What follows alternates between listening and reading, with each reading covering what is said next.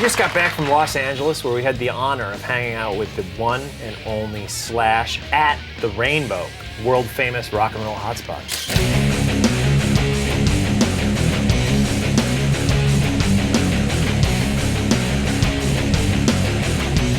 Slash, there's so much cool stuff here in the Rainbow, and are there any items that mean something to you here? There's a couple different things, but the coolest one is this guitar up here, which I demolished shooting, I think it was the Don't Cry video, and I threw it off a cliff. And now, how did they get it back? I brought it back to them in pieces in that case, and somehow they managed to piece it together. It looks pretty good compared to what it looked like when I first gave it back to them. And then the whole bottom of the body came off and whatnot. And I like it says "Oops" on it. Yeah. Well, it was all in good fun, right? Very cool. We got to ask Slash about some of the stories in his autobiography, Slash. Where did he come up with that title? This place has so much history for you. I mean, one thing I'm learning from your book is that you grew up in this neighborhood, really. Yeah, basically. I think the coolest thing is that you used to ride your bike all around this entire area and terrorize places and do a bunch of cool stuff. Yeah, we were pretty bad, actually, you know. It's such a young age, though, like 12, 13. 12, 13 years Amazing. old. We were just complete hooligans. We got to talking about Slash's childhood, and what was really cool is that his mom was a famous costume designer and his dad was a graphic artist, and he had celebrities hanging around at his house, people like Bowie. David Geffen. David Geffen, and one of the people that hung out with him was Alice Cooper. I played with Alice a bunch of times. He's another guy that's actually not in the book. The guy who used to do all Alice's photos was good friends with my dad. And so my dad took me over to John's the photographer, John's studio one time, and he was shooting Alice. And that was the first time I ever met him, and I probably was about 7. But I knew who Alice Cooper was, and I really liked him because, like some kids like Kiss, I liked Alice Cooper. In a way, he sort of took us under his wing, to an extent when we were opening for him. And I've just been friends with him ever since. The first time I saw Guns N' Roses was in September 1987. I was only 17 years old, and I was front row on the first major Guns N' Roses club tour.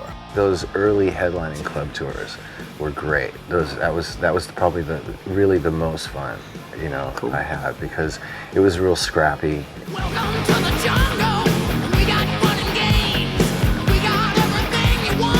How do we know the name? None of the sort of luxuries of rock stardom had kicked in even halfway at that point. Wow. And we were just out there just kicking ass and taking names and whatnot.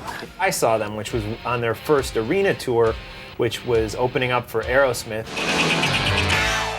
Opening for Aerosmith was Aerosmith themselves, and just having that was like a great camaraderie that was going on. But I didn't really realize that we were bringing a lot of the audience in ourselves until we played Giant Stadium. Take me down to the paradise city where the grass is green and the girls are pretty. Oh, won't you please take me home? Yeah. The place just went completely insane when we came on, and that was the first time I sort of realized that the band, on its own merit, was actually starting to become pretty popular. They were their own thing. I knew as soon as I saw them, this is something original, this is something unique, this is something that's going to last. And look at Appetite for Destruction, one of the best-selling records of all time, one of the best records of all time. Yeah, and you know what I thought was cool is that Slash is actually into a lot of thrash, like Megadeth and Metallica. I listened to Megadeth a lot. Back in the day, there was obviously Metallica, who was great. And Anthrax was also one of the bands that was actually pretty cool out of that slew of band. I was always down for any of the bands that were actually genuine. And that was actually a lot cooler than what was going on right here on the Sunset Strip. If you read the book, you'll discover that Slash at one time was jamming with Dave Mustaine, and Slash actually thought Dave Mustaine might ask him to join Megadeth at one point, but it never happened. That's probably a good thing because it allowed Slash to stay with Guns N' Roses and give us such great music. Thank God.